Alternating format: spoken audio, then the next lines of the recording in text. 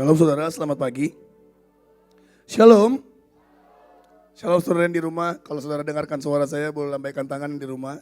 Boleh taruh dulu mie instannya mungkin.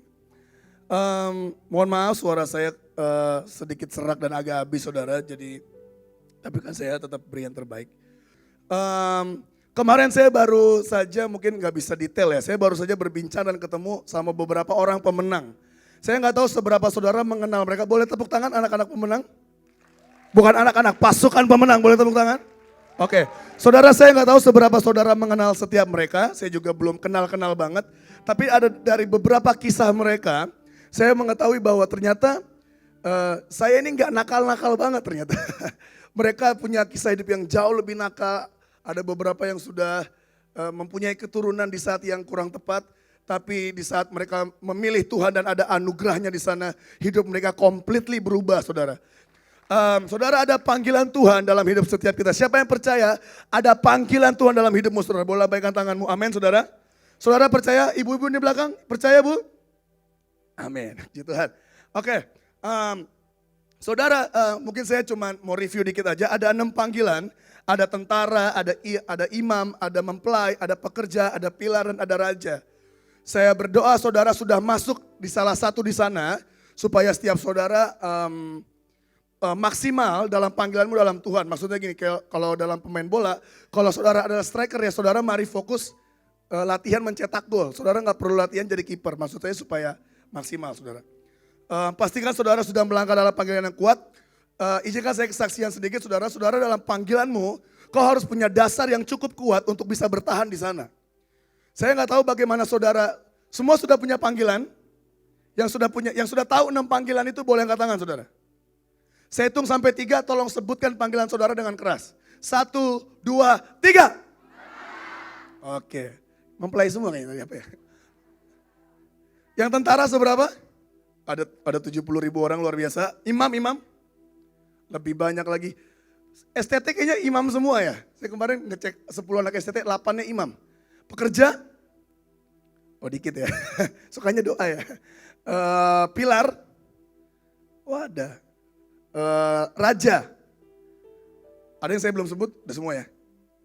Oke, mempelai? Saudara waktu saya awal-awal bergumul tentang panggilan, itu sekitar tahun 2010 mungkin, 11 tahun yang lalu. Itu pelantikan 3.000 orang pertama di ruangan ini saudara. Itu ibadah pertama, pemakaian ruangan ibadah lantai 5 ya, tempat ini.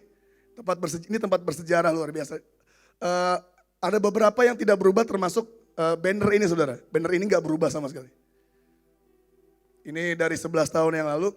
Dan seperti biasa saudara, saya mulai berdoa waktu itu. Saya kurang paham panggilan-panggilan ini waktu itu saudara. Ini apa ya? Jadi menurut pengertian saya 11 tahun yang lalu ini nyari yang keren-kerenan saudara. Akhirnya besoknya mau pelantikan, saya belum tahu panggilan saya apa. Saya mulai pakai strategi orang Kristen, kalau nggak tahu kita cari hamba Tuhan, betul saudara ya. Saya mulai datengin hamba Tuhan satu demi yang lainnya. Saya ingat saya berhenti di Kanita, Ibu Nita Yoel. Bu tolong doain saya dong bu, saya nggak tahu panggilan saya. Waktu dia doain saya sebentar, kamu mau taunya dari saya ya? Nggak boleh, berdoa sendiri, ketahuan saudara. Akhirnya yang bikin saya galau adalah teman-teman saya yang lain sudah tahu panggilannya. Dia minta tanda di langit lah, dia minta ada burung terbang bertiga, apalah dia minta tanda yang aneh-aneh lah. Saya belum ketemu. Akhirnya itu final terakhir jam 5 pagi pas di rumah saya duduk di ruang tamu. Saya mulai berdoa akhirnya. Saya bilang Tuhan ini ada pelantikan, saya juga kurang paham. Tapi panggilan saya apa ya? Lalu tiba-tiba muncul satu ayat di kepala saya, Mazmur 2 ayat yang ke-10 saudara. Kira-kira bunyinya begini. Oleh sebab itu, hai raja-raja bertindaklah bijaksana. Terimalah pengajaran hai para hakim dunia. Oh panggilan saya raja, puji Tuhan. Akhirnya saya masuk ke pelantikan. Waktu itu ibadahnya gini saudara. Ibadah, terus yang tentara maju dilantik. Jadi cepet banget saudara. Jadi sebenarnya waktu saya dapat firman ini saya masih galau. Karena tentara juga keren, pekerja juga keren. Saya menghindari imam dan mempelai. Karena saya malas berdoa, mempelai. Pandangan saya hari itu mempelai buat cewek saudara. Pengertian saya salah 11 tahun yang lalu. Jadi tentara mulai maju, aduh gue maju gak ya? Maju enggak ya, akhirnya saya gak maju. Karena udah dapat ayatnya. Karena kalau saya lihat itu dari hidup saya gak ada raja-rajanya saudara. Raja apa orang tinggal di kampung saya. Raja, enggak lah. Saudara, panggilan itu seperti sekolah saudara ya. Jadi kalau saudara masuk akan ada seperti saudara semester 1, semester 2 di STT. Nanti saudara bisa sarjana seperti saya. Dan akan masuk jenjang berikutnya. Akhirnya masuk panggilan tentara, masuk pelantikan imam. Saya udah pasti gak maju, malas berdoa. Maju mempelai. Waktu itu pengertian saya salah, saya minta ampun sama Tuhan berkali-kali. Karena ada teman-teman saya yang cowok maju mempelai gitu. Gitu. Kayak baju biru gitu. Lalu maju pilar, paling terakhir raja. Mau gak mau saya harus maju. Dilantiklah jadi raja. Dan selama 11 tahun ini Tuhan membentuk saya dari orang miskin, dari orang jelek. Mulai belajar tentang hidup kerajaan saudara. Saya ingat pertama kali saya makan steak, saya bersama dengan ibu guru di tempat ini. Saudara waktu itu saya diajak makan steak, ada cilit juga. Saya nggak tahu mau mesen apa saudara. Saking kampungnya, raja apa coba. Kalau di Embe saya apal mau beli apa. Nasi telur sama kecap selesai. Tapi kalau di ini steak saya lihat ini apa ini, aduh nggak ada ketoprak Tuhan. Mie instan pun nggak ada. Karena kenapa? Saudara, Tuhan ingin membawa saudara dari tempat yang satu ke tempat yang lebih tinggi saudara, amin. Itulah panggilan Tuhan dalam hidup kita. Gak pernah Tuhan ingin bawa saudara dari sini ke bawah, gak ada saudara. Tapi kita harus mulai belajar dan belajar. Ada 2 mimpi yang Tuhan berikan kepada saya sekian tahun yang lalu dan Tuhan ingatkan tadi malam. Saudara, mimpi yang pertama adalah saya berada di antara gunung yang tinggi. Di sini ada lembah, di sana gunung lagi. Di roh dan di mimpi itu saya mengerti dan sadar saya harus seberangi gunung itu. Tapi permasalahannya adalah itu lembahnya sangat kelam dan ada 4 atau 5 ular yang sangat besar saudara. Sebesar lembahnya. Lalu waktu saya saya tahu saya harus nyebrang. Tiba-tiba saya lihat satu sosok saudara. Ada Pak Lucky Antonio. Saya nggak tahu kenapa dia yang muncul. Tiba-tiba dia, Baja, dia gandeng tangan saya. Wah, romantis banget kita saudara. Dia gandeng tangan saya ingat banget, dia nggak ajak saya terbang. Dia ajak saya loncat 3 kali saudara. Jadi sakti juga Pak Lucky, loncat 3 kali dari gunung ke gunung. Jadi lompat, jebret, sampai. Tapi yang saya nggak bisa lupa saudara, ini saya nggak tahu ini teorinya gimana ya. Di mimpi itu saya bisa rasakan real sampai hari ini pijakan itu di kulit ulernya saudara. Itu real banget dan saya akhirnya sampai di seberang. Dan Pak Lucky cuma bilang, Baja lanjutkan perjalanan. Saudara, saya mau kasih tahu bahwa ada yang namanya, ini warisan saudara. Ada pertarungan antar generasi. Saudara harus tahu bahwa apa yang Mahanaim ini sudah sekitar 20 tahun lebih. Dan mereka sudah melalui banyak pertarungan saudara. Dan ada pertarungan tertentu yang mereka sudah bayar dan menangkan. Dan karena itu saudara saya bisa menuai dengan banyak hari-hari ini. Kalau saudara pergi ke provinsi-provinsi hari ini, itu sudah kebuka banget saudara. Awal-awal tim dari Mahanaim yang pergi, kisahnya nggak begitu saudara. Mereka memulai dari gereja awal, memulai dari ketok 1 pintu, sehingga terbukalah pasukan 34 provinsi hari ini. Itu warisan saudara. Jadi saya mau kasih tahu, mari bersyukur, bukan hanya Pak Lucky, mungkin pendahulu-pendahulu kita hamba-hamba Tuhan, yang lainnya ada Pak Gilbert, mungkin ada Pak Niko atau semuanya yang sudah membayar untuk bangsa Indonesia, kita tinggal menuai dengan sangat kuat. Amin saudara. Lalu mimpi yang berikutnya, ini yang ingin saya sampaikan pagi hari ini saudara. Saya berharap saudara bisa menyimak. Kemudian saya berjalan lurus, saya ketemu satu hamba Tuhan lainnya, almarhum Pak Petrus Agung saudara. Saya juga kaget kenapa ada dia. Tiba-tiba dia ajak saya, dia seperti di karpet warna putih bagus sekali. Dia ajak saya naik duduk. Jadi saya duduk bersila gitu. Dia berdiri di sebelah kiri, di sebelah kanan saya. Lalu karpet itu berjalan dengan sangat cepat. Ada satu roh yang beliau tangking 3 kali. Dia bilang gini. Di dalam nama Yesus roh Ahab menyingkir. Di dalam nama Yesus roh Ahab menyingkir 3 kali saudara. Lalu setelah saya melewati roh itu, Pak Agung turunkan saya. Dia bilang, Baja lanjutkan perjalanan. Siap. Waktu saya mimpi itu Pak Agung sudah pulang ke surga saudara. Dan saya coba pelajari kenapa Ahab, saudara. Saya coba membaca, saya coba pelajari. Mari kita buka 1 Raja-Raja 16, saudara.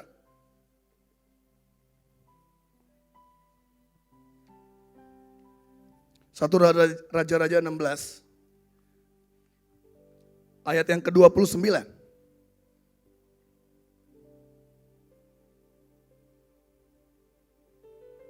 Jangan buka TikTok, saudara. Alkitab. Nanti, chat suaminya nanti. Buka Alkitab dulu. Sudah dapat? Amin itu udah apa belum? Oh sudah. Yang sudah dapat katakan amin.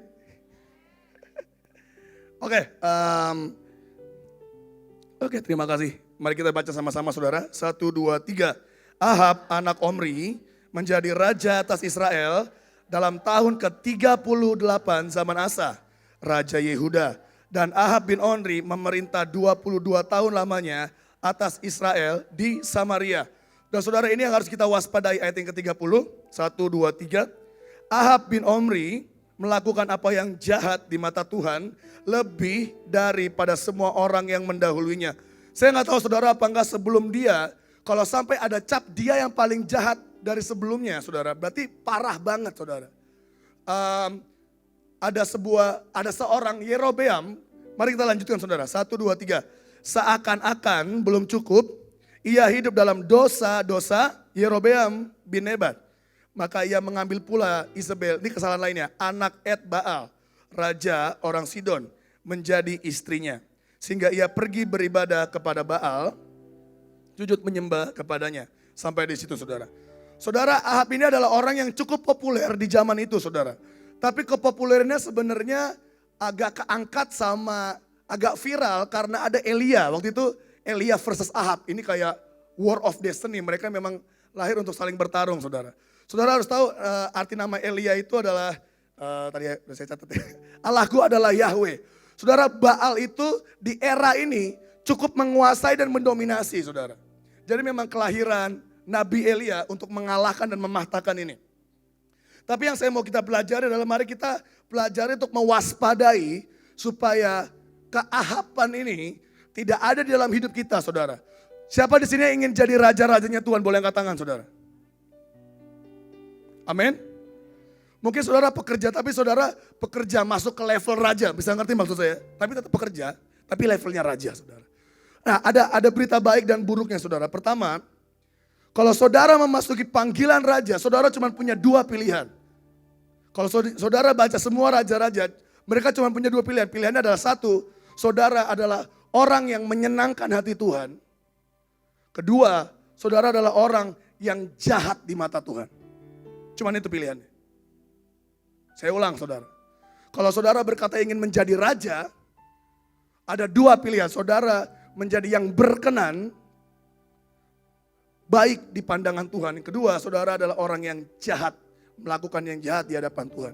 Mari kita bahas yang jahat, saudara.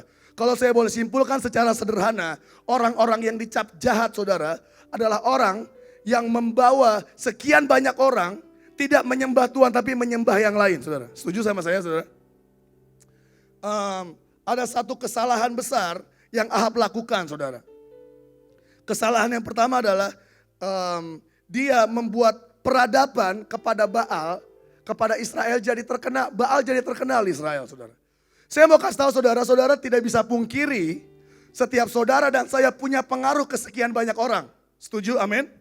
Halo, percaya saudara? Saudara mungkin punya pengaruh beda-beda. Ada yang seperti Cilit, megang kota Bogor, Bokor. Punya pengaruh 1 kota.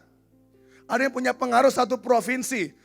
Dengan deklarasi doa, saudara dengan berdoa di Tabut, 2 bulan saudara mempengaruhi 1 negara. Tapi kalau secara personal saudara nggak bisa pungkiri, nggak boleh munafik, saudara. Saudara nggak bisa berkata, enggak, aku nggak pengaruhi siapa-siapa. Saudara, setidaknya engkau ada 5 atau 7 orang yang melihat dan mencontoh hidupmu, saudara. Halo?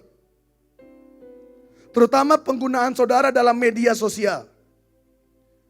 Kalau saudara cukup populer dan lumayan punya follower, tapi setiap hari saudara menggiring banyak orang ke cuman yang lucu-lucu misalnya. Saudara menggiring orang ke statusmu yang galau sendirian. Saya sering lihat beberapa penari itu, Di line biasanya, enggak di line itu ada suka quote-quote galau, di like itu keluar di apa namanya?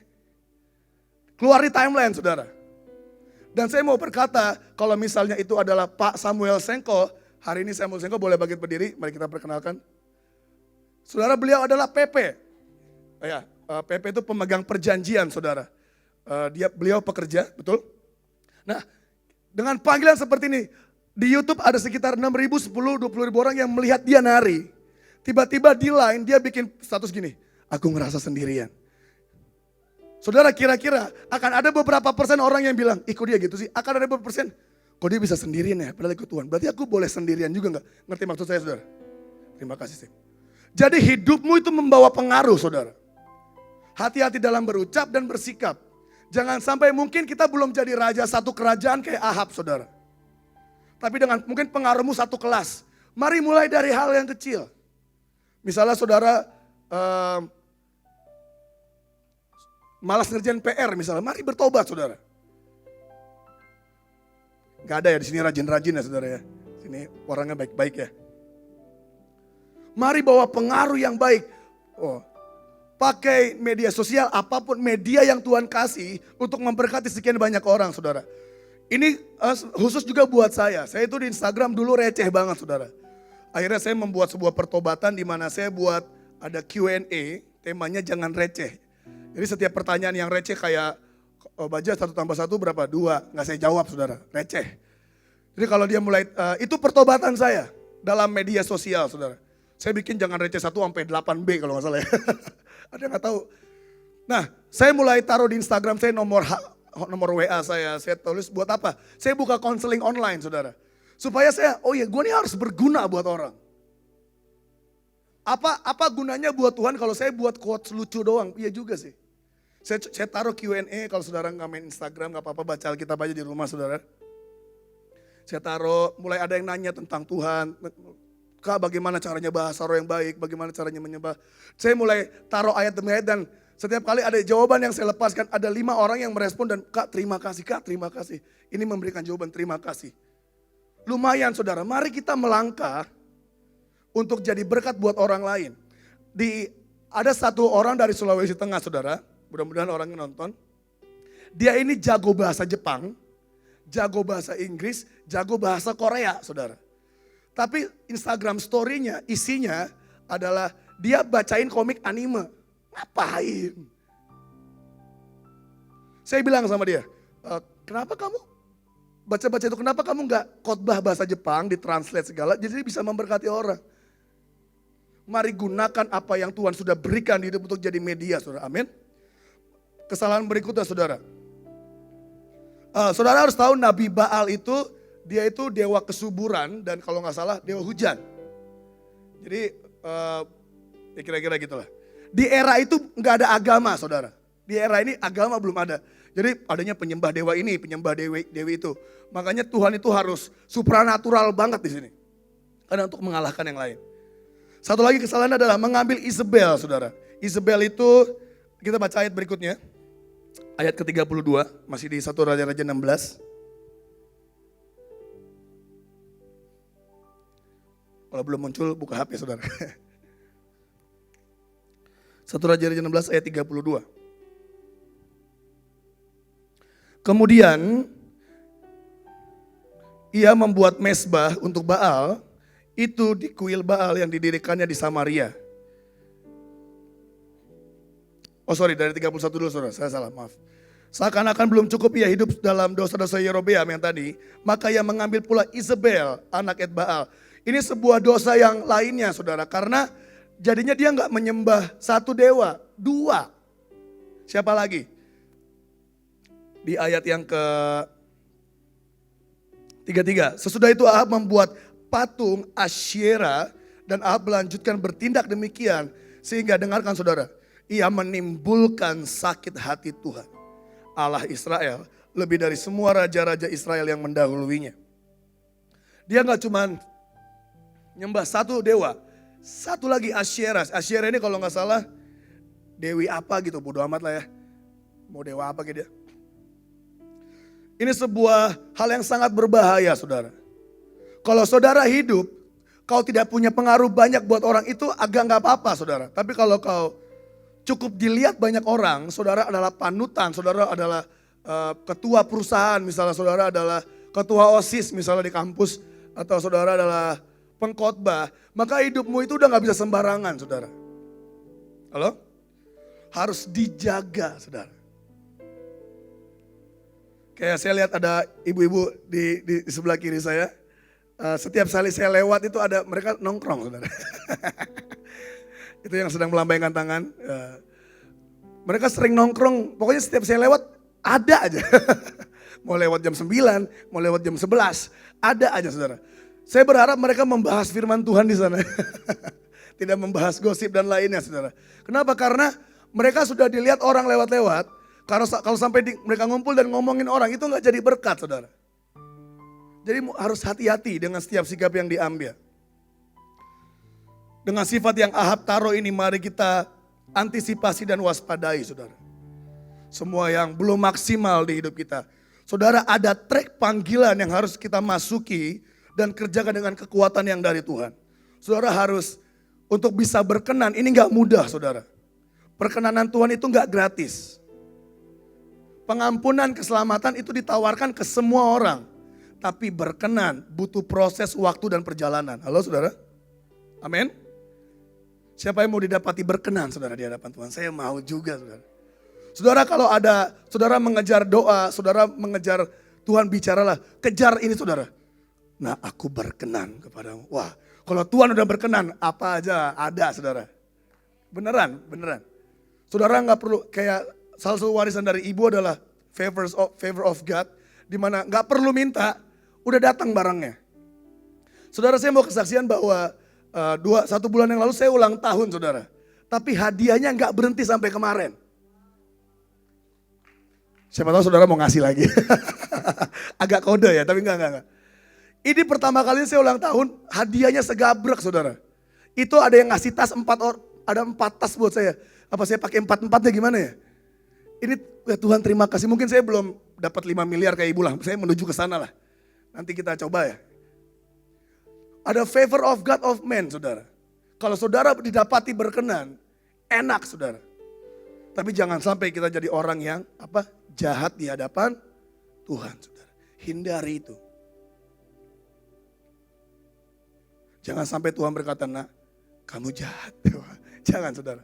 Kejar perkenanannya saudara. Amin. Yang berikutnya, mari kita baca di ayat yang ke-34. Masih 1 Raja-Raja 16. Ini satu kekonyolan yang parah yang dibuat di zaman mereka. Pada zamannya itu Hiel, orang Betel, membangun kembali Yeriko dengan membayarkan nyawa Abiram, anaknya yang sulung. Ia meletakkan dasar kota itu dan dengan membayarkan nyawa Segub, anaknya yang bungsu, ia memasang pintu gerbangnya sesuai dengan firman Tuhan yang diucapkannya dengan perantara Yosua bin Nun. Oke, saudara boleh tahan ayat ini, ditahan aja ayatnya. Saya akan bacakan satu ayat saudara. Ditahan aja ayatnya kak. Kak Teguh atau Cynthia ini belakang. Oke, saya mau bacain Yosua 6 ayat 26 saudara. Saudara tetap simak ayat yang ini ya. Dibuka aja dibuka, karena ini ada sinerginya. Dengar saudara, pada waktu itu bersumpahlah Yosua, katanya dengar saudara, ini pas banget, terkutuklah di hadapan Tuhan orang yang bangkit untuk membangun kembali kota Yeriko dengan membayarkan nyawa anaknya yang sulung, ia akan meletakkan dasar kota itu dan dengan membayarkan nyawa anaknya yang bungsu, ia memasang pintu gerbangnya. Saudara, apa yang sudah dibuatkan Yosua lewat firman Tuhan dilakukan di 1 Raja-Raja 16 di zamannya Ahab, saudara. Saudara harus tahu ada sebuah hukum di mana kalau ada satu adat istiadat yang dari iblis datangnya dan Tuhan sudah menghancurkan itu dan sekian tahun ke depan itu coba dibangkitkan kembali, itu kutuknya, hukumannya parah, saudara. Saudara kita nggak bisa pungkiri di seluruh Indonesia masih ada mistik, saudara. Hal-hal yang perdukunan itu semua masih ada, tarian daerah semuanya. Mungkin gak semuanya ada tapi kebanyakan ada, saudara. Saya tidak ingin menyebutkan kotanya, saudara. Waktu itu 3 tahun yang lalu kalau nggak salah, kota ini kembali menghidupkan satu adat yang sudah lama dimatikan, saudara. Adatnya adalah mereka mengumpulkan semua ayam di satu tempat, dipotong lehernya, darahnya dikumpulkan, lalu dikucurkan seluruh kota, saudara. Nggak sampai 2 jam tsunami, orang ditelan tanah satu kampung, saudara. Kenapa? Memang ada hukumannya, saudara. Ada hukumnya. Itu kenapa kita buat penetapan yang baru. Kita buat destiny yang baru. Kenapa? Supaya hukum yang lama tidak berlaku kepada mereka hari ini. Amin, saudara. Itu kenapa kita, saudara pernah injak tumen. Kalau saudara mau misalnya pelayanan di provinsi mana, saudara injak tumen. Tahu kenapa, saudara? Supaya hukum di tempat itu tidak berlaku untuk kita. Halo? Yang berlaku buat kita apa? Perjanjian darah, perjanjian matahari, perjanjian kasih, perjanjian tepung, perjanjian garam. Jadi jangan malas injak anggur garam, injak apa, jangan malas, saudara. Karena begitu saudara injak tumen, saudara melangkah masuk ke Turki, semua hukum kutuk daerah itu nggak berlaku buat hidup kita. Kita punya hak untuk menetapkan sesuatu di negara itu. Semua perjanjian, doa, selendang yang dikasih, angkat dengan sungguh-sungguh, saudara, karena efeknya sangat besar. Kalau saudara punya kesempatan lagi ke daerah, batalkan semua peradatan yang saudara tahu ada iblis di dalamnya. Mari kita terus kerjakan dan doakan, saudara. Satu hal lagi yang ingin saya sampaikan. Mari kita buka di Kejadian ayat yang 18. Setelah ini saya akan serahkan kepada hambanya.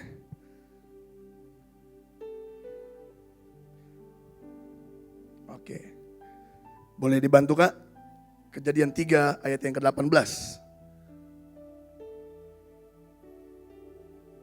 Oke. Saudara, saya ingin memperlihatkan kepada saudara bahwa Tuhan itu menyediakan yang baik dan besar buat setiap kita. Kita baca sama-sama, saudara, ya, dengan suara keras. Saya tahu saudara masih sangat semangat di sini. 1, 2, 3. Semak duri dan rumput